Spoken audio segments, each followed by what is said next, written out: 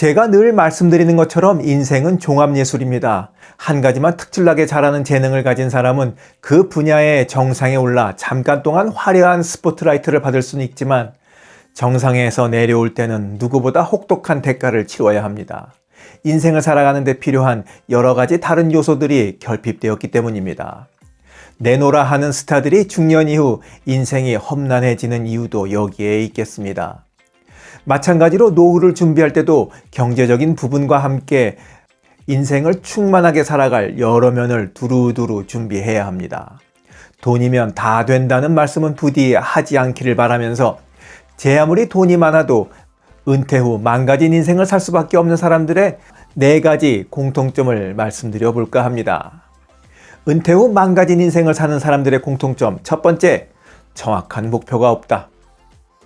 다 늙어서 인생 목표가 왜 필요하냐고 말하는 사람이 있다면 그 사람은 물 위의 부표처럼 이리 쓸리고 저리 쓸리며 사는 것에 불과합니다.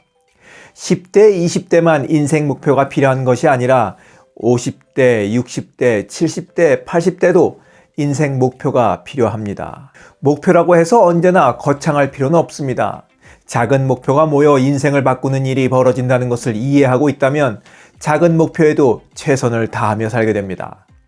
매일 20층의 계단을 걷고 스쿼트 100개를 하며 무릎과 심장의 건강을 챙기자는 목표를 가진 사람과 무심하게 하루를 되는 대로 사는 사람과는 생활 태도부터 달라지게 마련이고 시간이 흐를수록 다른 인생을 살게 됩니다. 사람은 목숨이 붙어있는 한 목표가 있어야 합니다. 그래야 계획이 서고 눈에 총기가 돌고 사는데 활력이 넘치기 때문입니다.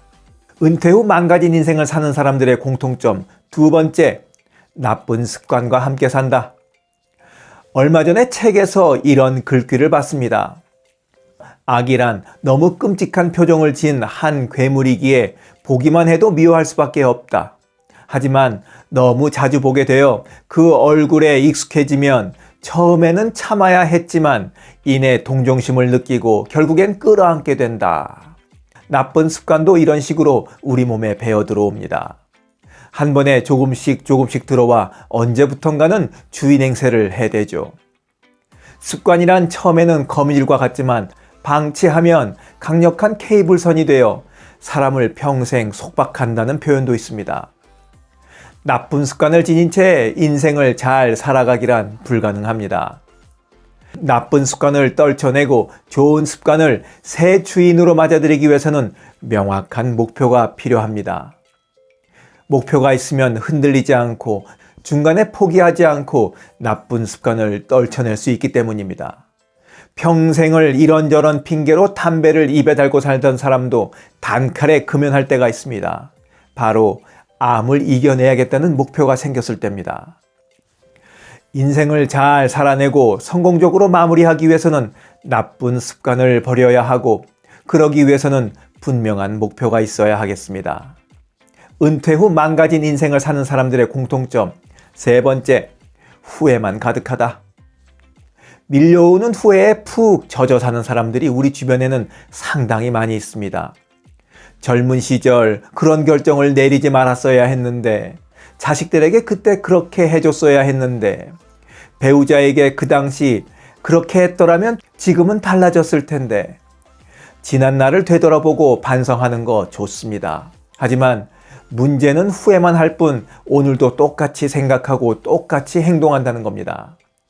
후회가 될 만큼 가슴에 응어리가 졌다면 그것을 풀기 위해 오늘은 다르게 행동해야만 하는데 늘 생각에서 그칠 뿐이니 달라지는 것은 아무것도 없고 점점 더 후회할 날들만 늘어가게 됩니다. 후회 없는 인생이 어디 있겠냐는 말로 잘못된 일을 바로잡지 않고 방치하고 있는 게으른 자신을 변명하는 것만큼 무책임하고 바보스러운 일도 없습니다. 왜냐하면 후회도 후회 나름이기 때문입니다. 후회가 깊다면 절박한 심정으로 오늘부터라도 똑같은 잘못과 실수를 저지르지 않기 위해 행동해야 합니다. 은퇴 후 망가진 인생을 사는 사람들의 공통점 네 번째, 분노를 안고 산다. 분노는 항상 누군가를 향한 복수심을 불러옵니다.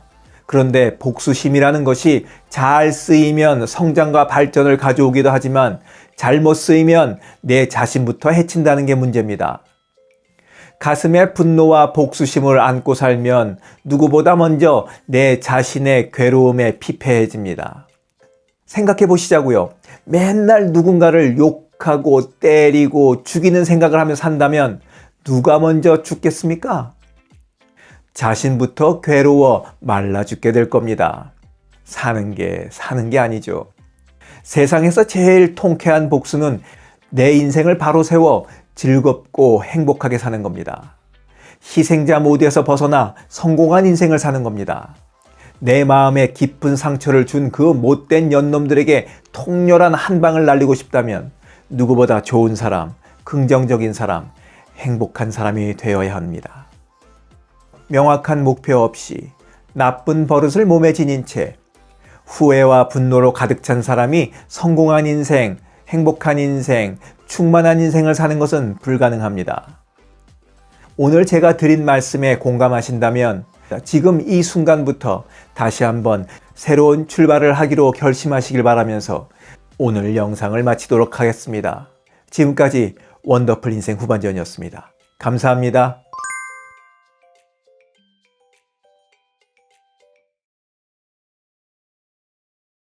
자랑질, 지적질, 아는 채, 있는 채 하는 사람들에게 지치셨죠? 상대방의 얘기 경청하고 익은 벼처럼 겸손한 사람들이 모인 곳이 있습니다. 바로 네이버 카페 실버들의 전성시대입니다.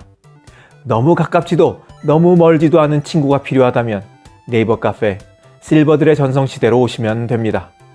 아래 댓글란 맨 위에 초대글을 올려놓을 테니까 클릭하고 들어오시면 아주 간단하게 회원가입이 됩니다. 아참, 냉소적이고 비아냥거리고 자기주장 강하고 남 얘기에 이죽거리는 분은 죄송하지만 절대 사양합니다.